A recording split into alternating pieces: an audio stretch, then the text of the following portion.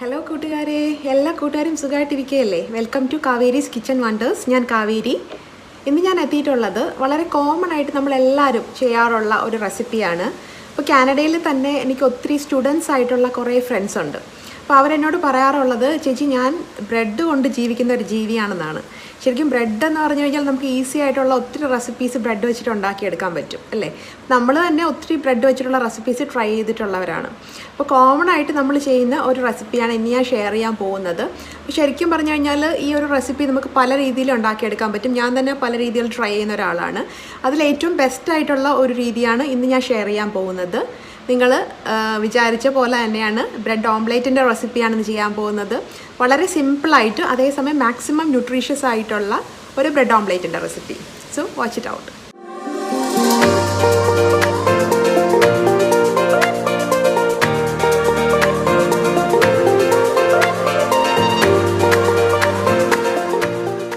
അപ്പോൾ നമുക്ക് bread omelette ഉണ്ടാക്കാം. അതിനാവശ്യമുള്ള സാധനങ്ങൾ നോക്കാം.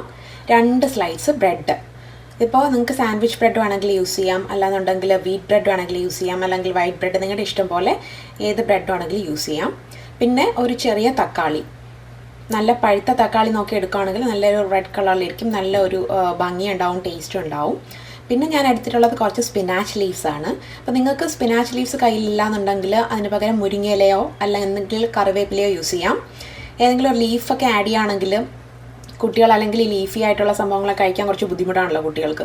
അപ്പോൾ ഇങ്ങനെ ബ്രെഡ് ഓംലേറ്റിലൊക്കെ ആഡ് ചെയ്ത് കൊടുക്കുകയാണെങ്കിൽ അവർക്ക് അത് നമുക്ക് ഈസി ആയിട്ട് കൊടുക്കാൻ പറ്റും.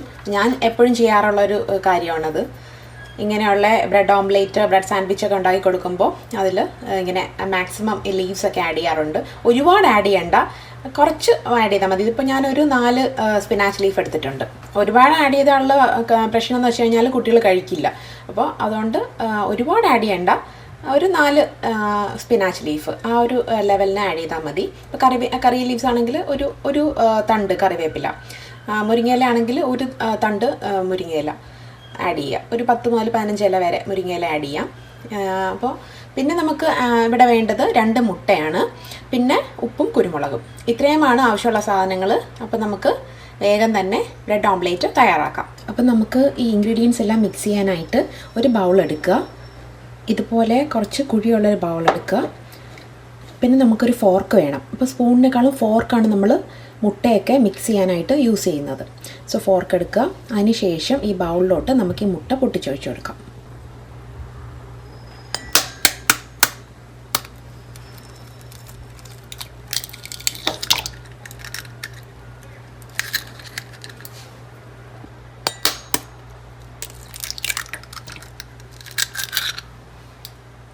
രണ്ട് മുട്ട ഞാൻ ഇതിലോട്ട് ആഡ് ചെയ്ത് കൊടുത്തിട്ടുണ്ട്. ഇനി നമുക്ക് ഇതിലോട്ട് ആഡ് ചെയ്ത് കൊടുക്കേണ്ടത് ഉപ്പും കുരുമുളകും. ആവശ്യത്തിന് കുരുമുളക് പൊടി ഞാൻ എടുത്തിട്ടുണ്ട്, പൊടിച്ച് വെച്ചിരിക്കുന്നതാണ്. ഇതിലോട്ട് കുറച്ച് കുരുമുളക് പൊടി ആഡ് ചെയ്ത് കൊടുക്കാം. അതുപോലെ തന്നെ ഉപ്പ്, ആവശ്യത്തിനുള്ള ഉപ്പും കൂടെ ആഡ് ചെയ്ത് കൊടുക്കാം. ഉപ്പ് കൂടിപ്പോവാതെ പ്രത്യേകം ശ്രദ്ധിക്കാം. നന്നായിട്ട് മിക്സ് ചെയ്യാം.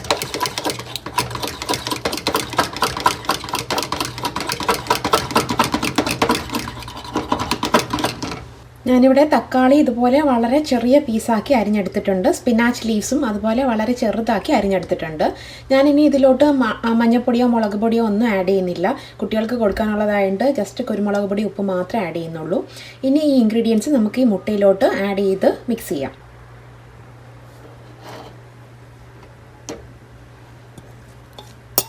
മുട്ടയുടെ കൂട്ടിലോട്ട് ഈ ഇൻഗ്രീഡിയൻസും കൂടെ ആഡ് ചെയ്ത് മിക്സ് ചെയ്ത് കൊടുക്കാം. നന്നായിട്ടങ്ങ് മിക്സ് ചെയ്യാം. ഫോർക്ക് ഉപയോഗിച്ച് തന്നെ മിക്സ് ചെയ്യാം. പാൻ അടുപ്പിൽ വെച്ച് കൊടുത്തിട്ടുണ്ട്. ഞാൻ ഇതിലോട്ട് ഒരു 1.5 ടേബിൾ സ്പൂൺ ഓയിൽ ആഡ് ചെയ്ത് കൊടുത്തിട്ടുണ്ട്. നന്നായിട്ട് എല്ലാ സൈഡിലോട്ടും ചുറ്റിച്ചു കൊടുക്കാം. 1.5 ടേബിൾ സ്പൂൺ ഓയിലാണ് ഞാൻ ആഡ് ചെയ്ത് കൊടുത്തിട്ടുള്ളത്. നന്നായിട്ട് ചൂടാവട്ടെ ഓയിൽ നന്നായിട്ട് ചൂടായിട്ടുണ്ട്. നമുക്ക് മീഡിയം ഫ്ലെയിമിലോട്ട് ആക്കി കൊടുക്കാം. അതിനുശേഷം നമ്മൾ ഈ ഉണ്ടാക്കി വെച്ച കൂട്ട് ഇതിലോട്ട് ആഡ് ചെയ്ത് കൊടുക്കാം. ഇതിൽ വേണമെങ്കിൽ നിങ്ങൾക്ക് കുറച്ച് ഉള്ളി ആഡ് ചെയ്ത് കൊടുക്കാം. ക്യാരറ്റ് ഉണ്ടെങ്കിൽ ചോപ്പ് ചെയ്ത് ക്യാരറ്റ് ആഡ് ചെയ്യാം. അതൊക്കെ നിങ്ങളുടെ ഇഷ്ടം. ഞാനിവിടെ തക്കാളിയും സ്പിനാച്ച് ലീഫും മാത്രമേ ആഡ് ചെയ്തിട്ടുള്ളൂ.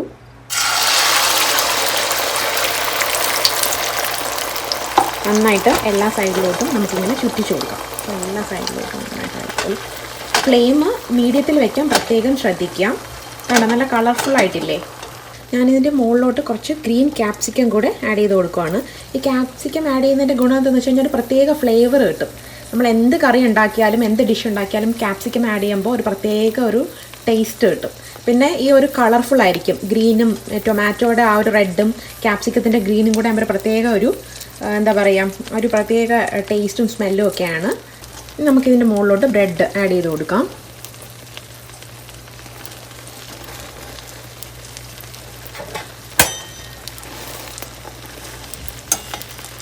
നന്നായിട്ടൊന്ന് പ്രസ് ചെയ്യാം.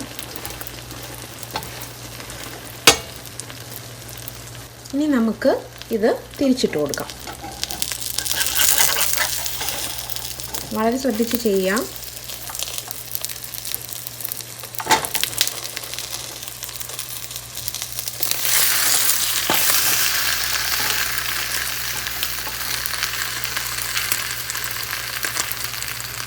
ഇതിൻ്റെ മുകളിൽ കൂടെ നന്നായിട്ട് ഇങ്ങനെ പ്രസ് ചെയ്ത് കൊടുക്കാം.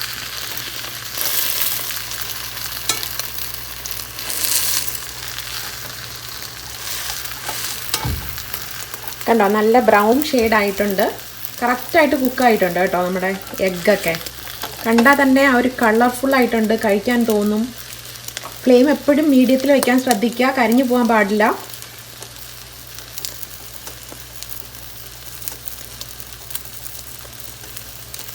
അപ്പോൾ ബ്രെഡിൻ്റെ അതർ സൈഡും കൂടെ നന്നായിട്ട് കുക്കായി കഴിയുമ്പോൾ നമുക്കിത് ഫോൾഡ് ചെയ്ത് കട്ട് ചെയ്തെടുക്കാം. നമുക്ക് ഇത് ഫോൾഡ് ചെയ്യാം.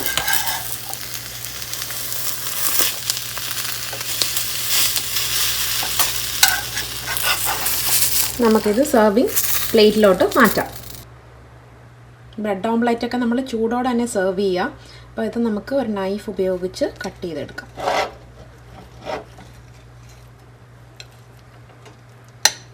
കണ്ടോ, എന്ത് യമ്മി ആയിട്ടുണ്ട്. കാണുമ്പോൾ തന്നെ നമുക്ക് കഴിക്കാനായിട്ട് തോന്നും. അത്രയും യമ്മിയാണ്. അപ്പോൾ കുട്ടികൾക്ക് കൊടുക്കാനായിട്ട് നമുക്ക് വളരെ ചെറിയ ചെറിയ പീസാക്കി കട്ട് ചെയ്തെടുക്കാം. അപ്പോൾ ഞാൻ നമ്മുടെ ബ്രെഡ് ഓംലെറ്റ് എല്ലാം ചെറിയ പീസാക്കി കട്ട് ചെയ്തെടുത്തിട്ടുണ്ട്. അപ്പോൾ കുട്ടികൾക്കൊക്കെ കഴിക്കാനാണെങ്കിൽ കുഞ്ഞുങ്ങൾക്ക് കയ്യിലെടുത്ത് കഴിക്കാൻ പറ്റുന്ന രീതിയിൽ ഹാൻഡ് ഫുഡായിട്ട് നമുക്ക് ലഞ്ച് ബോക്സിൽ കൊടുത്തു വിടാം. ബ്രേക്ക്ഫാസ്റ്റ് ആയിട്ടും കൊടുക്കാം. അങ്ങനെ അതിനൊക്കെ പറ്റിയൊരു ബെസ്റ്റ് റെസിപ്പിയാണിത്. അഡൾട്ട്സിനും കഴിക്കാം. അത്രയും നല്ല ഡെലീഷ്യസ് ആയിട്ട് ടേസ്റ്റി ആയിട്ടുള്ള ഒരു ഗുഡ് ലുക്കിംഗ് ആയിട്ടുള്ള ഒരു നല്ല റെസിപ്പിയാണ്. അപ്പോൾ നമുക്ക് വളരെ പെട്ടെന്ന് നമ്മുടെ കയ്യിലുള്ള ഇൻഗ്രീഡിയൻസ് വെച്ചിട്ട് വളരെ പെട്ടെന്ന് തയ്യാറാക്കി എടുക്കാൻ പറ്റുന്ന നല്ലൊരു ബ്രേക്ക്ഫാസ്റ്റും ലഞ്ച് റെസിപ്പിയാണ്. കിഡ്സ് ന്യൂട്രിയൻസ് ഒക്കെ അടങ്ങിയിട്ടുള്ള കിഡ്സിന് പറ്റിയ ഏറ്റവും ബെസ്റ്റ് റെസിപ്പിയാണിത്. ബ്രെഡ് ഓംലെറ്റ് ശരിക്കും ഒരു പിസയുടെ ഒക്കെ ലുക്കുണ്ട് അല്ലേ നമ്മുടെ ബ്രെഡ് ഓംലെറ്റ്. അപ്പം നമ്മൾ ഈസി ആൻഡ് യമ്മി ആയിട്ടുള്ള ബ്രെഡ് ഓംലെറ്റ് റെഡി ആയിട്ടുണ്ട്. അടിപൊളിയായിട്ടുള്ള ഹാൻഡ് ഫുഡാണ്. ഇതിൽ ഞാനിപ്പോൾ കുറച്ച് ക്യാപ്സിക്കംസും കുറച്ച് ടൊമാറ്റോസും ഇതിൻ്റെ കൂടെ ഇങ്ങനെ കുറച്ച് സ്പ്രിങ്കിൾ ചെയ്ത് കൊടുത്തിട്ടുണ്ട്. അപ്പോൾ കുട്ടികൾ ഇത് കഴിക്കുമ്പോൾ അതിൻ്റെ കൂട്ടത്തിൽ കുറച്ച് റോ ആയിട്ട് ഇതും കഴിക്കുമല്ലോ. അപ്പോൾ അതിന് വേണ്ടിയിട്ടാണ് ഇങ്ങനെ ചെയ്യുന്നത്. നല്ല കളർഫുള്ളായിട്ട് നമുക്ക് പ്രസൻറ്റ് ചെയ്യാനും പറ്റും. വളരെ സിമ്പിളാണ്, വളരെ ന്യൂട്രീഷ്യസ് ആണ്, ഡെലീഷ്യസ് ആണ്. Try it out. അപ്പോൾ ബ്രെഡ് കൊണ്ട് ജീവിക്കുന്ന കൂട്ടുകാർക്കൊക്കെ ന്യൂട്രീഷ്യസ് ആയിട്ടുള്ള റെസിപ്പി കിട്ടിയില്ലേ? അപ്പോൾ ഇനിയും ഇതുപോലുള്ള നല്ല റെസിപ്പീസും പുതിയ വ്ളോഗ്സുമായിട്ട് ഞാനെത്തും. Till then all of you take care and stay tuned. അതുപോലെ റെസിപ്പീസ് ഇഷ്ടമാവുകയാണെങ്കിൽ ലൈക്ക് ചെയ്യുക, ഷെയർ ചെയ്യുക. ചാനൽ സബ്സ്ക്രൈബ് ചെയ്തിട്ടില്ലാത്ത കൂട്ടുകാർ സബ്സ്ക്രൈബ് ചെയ്യുക. നെക്സ്റ്റ് എപ്പിസോഡിൽ കാണാം. Till then all of you take care of your health and stay tuned.